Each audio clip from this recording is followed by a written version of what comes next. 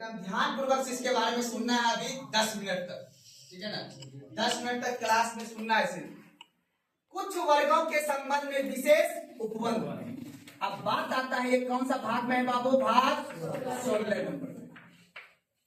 कोई दिक्कत है समझ में? अब बात आता है ये कुछ वर्ग है कौन? कुछ वर्ग है कौन? अब यहाँ पे ध्यान समझना है। हमने एक वादा किया, हमने नहीं, संविधान सभा ने आपसे वादा किया था कि हम आप लोग को क्या देंगे? प्रस्तावना। क्या देंगे? प्रस्तावना। और आप याद रखिए इस भाग को अर्थात भाग 16 को बनाने का बाबू उद्देश्य याद रखना है। उद्देश्य, ये भाग क्यों गठन किया गया, इसका क्या जरूरत था? तो उद्देश्य छिपा हुआ है कहां पे? संविधान का प्रस्तावना में। संविधान के प्रस्तावना में हम लोग से यानी भारत के जो संविधान सभा था, जो संविधान बना रहे थे, उन्होंने वादा किया था भारत के जनता से कि हम आपको देंगे कौन सा न्याय बाबू? सामाजिक न्याय देंगे। कौन सा न्याय देंगे? उसके बाद बोला कौन सा न्याय देंगे? राजनीतिक न्याय देंगे आपको। क्या देंगे? उसके बाद एक और वादा किया, कौन सा न्याय देंगे आपको? आर्थिक न्याय देंगे। ये वादा आप से हम लोग से किया गया था 26 जनवरी 1950 जब देश में संविधान सभा के गठन यानी संविधान को जब लागू किया गया था, तो हमारे संविधान के प्रस्तावना जब जवाहरलाल नेहरू ने पेश किया था, उसी में कहा गया था हम भारत के लोग भारत के संप्रभुत्व संपन्न समाजवादी पंथ निरपेक्ष लोकतांत्रिक गणराज्य बनाने के लिए हम सभी देशवासियों को सामाजिक और आर्थिक और राजनीतिक न्याय दिया जाए।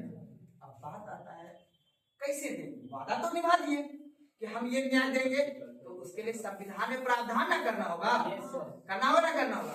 तो सबसे पहले अब सामाजिक न्याय बोले तो समाज में हर व्यक्ति को क्या करना है? न्याय देना, चाहे वो गरीब हो चाहे वो अमीर हो, हर व्यक्ति को सम्मान के साथ जीने का अधिकार है। याद रखना, संविधान कभी शौक पूरा आपका नहीं करेगा। आप सोचेगा नहीं हमको लग्जरी लाइफ दीजिए, तो वो आपको खुद कमा के पूर्ति करना होगा।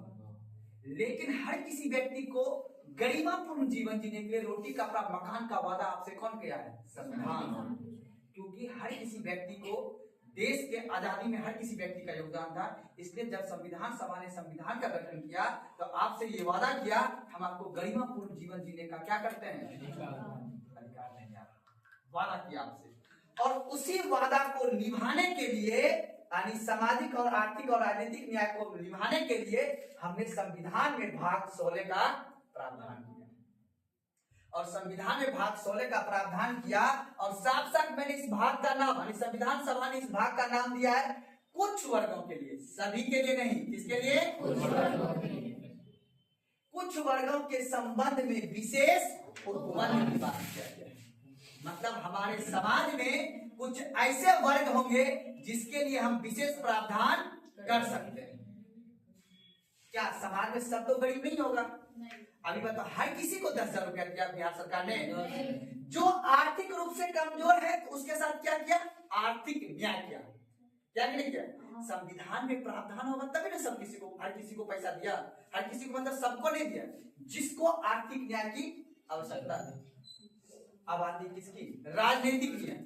आपने देखा होगा कि SC ST के आरक्षण का प्रावधान किया गया है विधानसभा और लोकसभा के चुनाव में। तो राजनीतिक न्याय, सामाजिक न्याय कैसे मिलेगा? किसी भी व्यक्ति को धर्म और जाति और लिंग के आधार पर किसी के साथ कोई भेदभाव नहीं कर सकता है, चाहे वो छोटी जाति का हो चाहे वो कोई बड़ी जाति को। बड़ी जाति वाले किसी को जाति अर्थात समाज में भाईचारा की भावना का विकास करेगा, यही है एक सामाजिक न्याय। लेकिन ये तो बोल दिया, लेकिन बोलने के साथ काम बनेगा तब ना आदमी डरेगा। बात को डरने का मतलब है तब ना समाज सुचारू रूप से चलेगा। तो इसी तीनों न्याय देने के लिए हमारे संविधान में कहा कि कुछ वर्गों के संबंध में हम क्या देंगे? विशेष उपबंध करेंगे। अब कुछ वर्ग कौन होगा? तो कुछ वर्ग में सबसे पहले कौन आता है? इसको बोलते हैं अनुसूचित जाति। कौन से बोलते हैं? अनुसूचित जाति। दिक्कत एक होता है ST बोले तो शेड्यूल्ड ट्राइब, अनुसूचित जनजाति। दिक्कत अब एक समय के साथ बदलाव हुआ।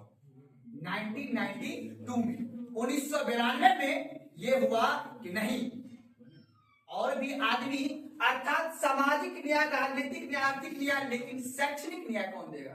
शैक्षणिक मतलब समझते हो ना, शिक्षा। अब गरीब आदमी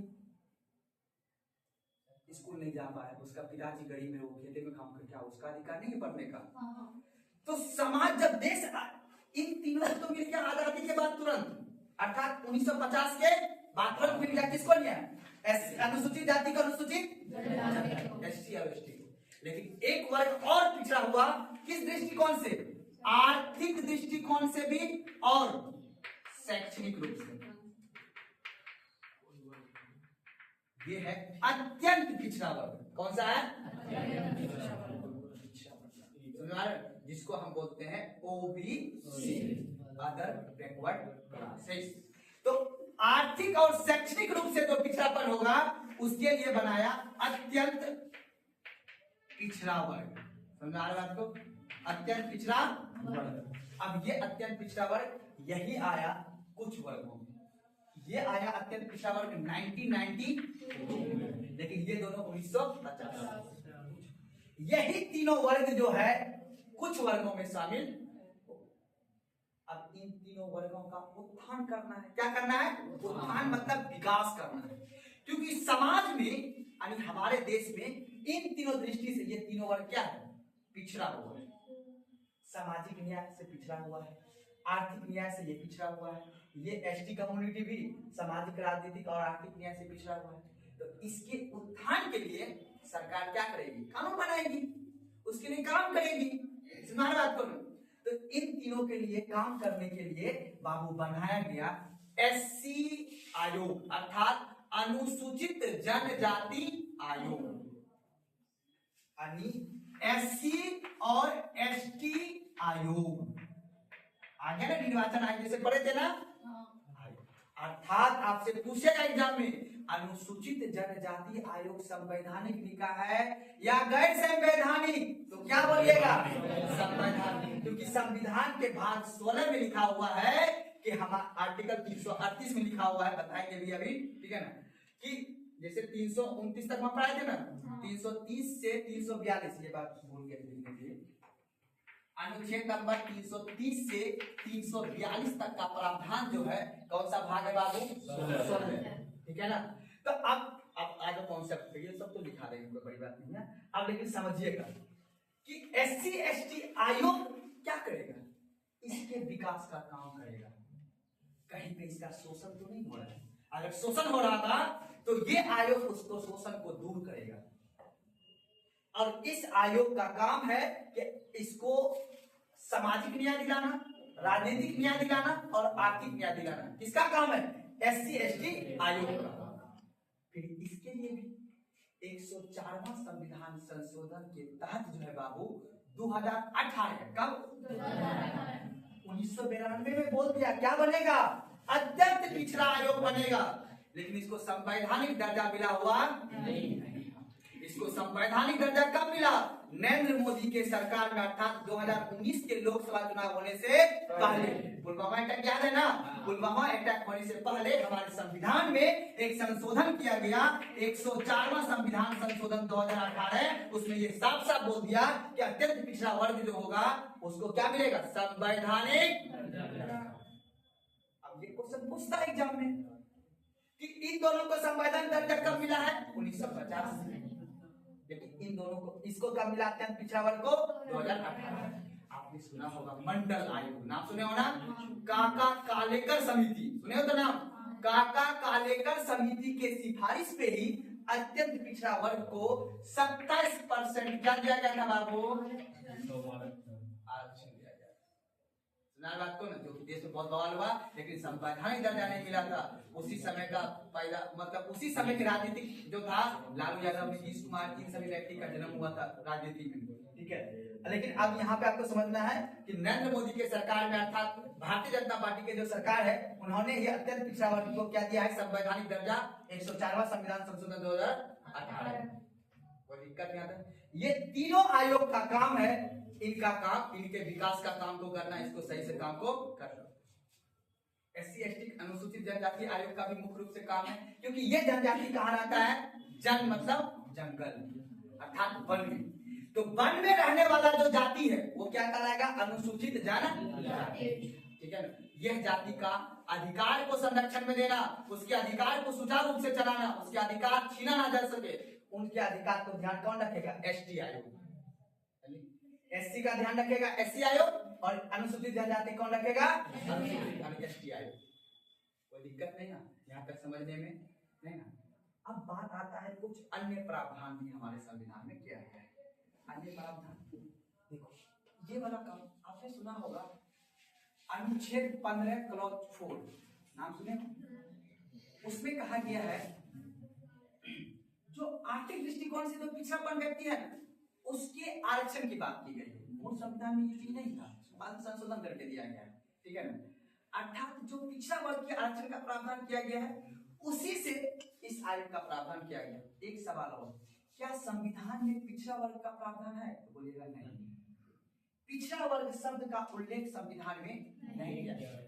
क्वेश्चन पूछता है, अभी हम क्वेश्चन देख कर पूछेगा कि आपसे कि निम्नलिखित में से कौन सा शब्द को संविधान में उल्लेख किया गया है? तो SC अनुसूचित जाति का उल्लेख है, अनुसूचित जनजाति का उल्लेख है संविधान में, पर अत्यंत पिछड़ा वर्ग का उल्लेख नहीं है। ये बाद में जोड़ा गया है, हमने बताया यार, कोई दिक्कत नहीं ना। इस भाग में यही पढ़ना है। उसके बाद जब हम ये पढ़ाएंगे तो इसी में हम समझेंगे कि इसका क्या कार्य होगा। तो कार्य में याद रख लेना है, इन वर्गों का उत्थान करना, इनसे संबंधित योजना बनाना, और पूरे साल में इन सभी का विकास कितना हुआ, इन सभी का रिपोर्ट प्रस्तुत करना इस आयोग का काम है। राष्ट्रपति के समकक्ष, राष्ट्रपति के समकक्ष SC ST आयोग इनका रिपोर्ट प्रस्तुत करता है। तो नार बात को ये हो गया, यहाँ तक कोई दिक्कत नहीं ना, इन बातों को समझ लेना। एक पावर और है इसके पास, ये भाई साहब के पास, जो दीवानी मामला होगा ना, दीवानी मामला समझते हो ना, फौजदारी नहीं, कौन सा? सिविल मामला। सिविल मामला संबंधित केस में न्याय देने का काम इन दोनों से केस से संबंधित। SC ST के केस अगर हुआ है, अगर SC ST मामले संबंधित कोई केस है, ठीक है, उसके दीवानी मामले संबंधित अगर केस है तो उसके न्याय देने का काम किसका है? आयोग का।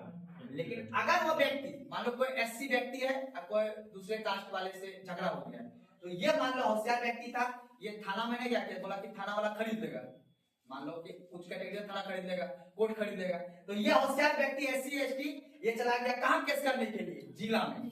हर जिला में आयोग बना हुआ है, ब्रांच उसका है, ठीक है, राज्य में रहता है, ठीक है ना। अब चला गया वहां पे केस करने, केस कर दिया आयोग में जाके, अब इसके पास अथॉरिटी है डायरेक्ट सुनने का, ठीक है ना ये। लेकिन अगर मामला सिविल है तो फौजदारी मारपीट वाला झगड़ा है तो वो तब फिर उसका निराकरण केस ही सुनाएगा। तो दीवानी मामला संबंधित समन जारी करने का अधिकार, समन समझते हो ना, किसी को ये बुला लेना, हाँ भाई आपके केस में आप आइए मेरे साथ, मेरे सामने हाजिरी दीजिए, तो उसको बोलते हैं समन जारी करना। तो दीवानी मामले संबंधित समन जारी करने का अधिकार किसको है? SC ST आयोग को। यहाँ तक में कोई दिक्कत नहीं। इस भाग में बाबू यही पढ़ना है, कोई दिक्कत नहीं ना। तो एक बार पुनः समझ लेना है, कुछ वर्गों के संबंध में उद्देश्य कहाँ, इस भाग का जन्म कहाँ से हुआ? क्योंकि हमारे संविधान सभा ने हमारे प्रस्तावना में उल्लेख किया था कि हर किसी जनता को, हम भारत के नागरिक को सामाजिक और राजनीतिक आर्थिक न्याय देने की बात की जाएगी, और उसके लिए इसी प्रस्तावना के उद्देश्य को पूरा करने के लिए हम अपने संविधान के भाग 16 का गठन किया, और हमने उसको संवैधानिक दर्जा दिया, अनुच्छेद 330 से 342 तक दिया। और उसके बाद कुछ वर्गों मैंने बोला, अनुसूचित जाति, अनुसूचित जनजाति और अत्यंत पिछड़ा। फिर इसी के कल्याण के लिए हम आयोग का स्थापना करेंगे। जैसे भारत की जनता को वोट देने के लिए आयोग का स्थापना किया, निर्वाचन आयोग का, ठीक उसी प्रकार इसके उत्थान के लिए, उसके विकास के लिए निर्वाचन आयोग, SC ST आयोग का गठन। इस भाग में यही बात, भाग 16। तो भाग 10 छोटा भाग, सॉरी बड़ा भाग, और भाग 16 उसका छोटा भाग। सुना बात को ना?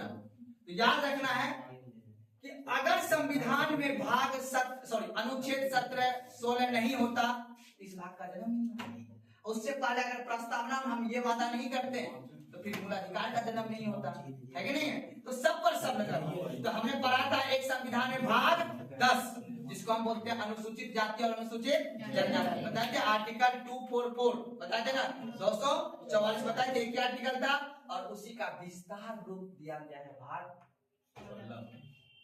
दिक्कत नहीं ना। अब हम क्या करेंगे, सारी बात को लिखेंगे।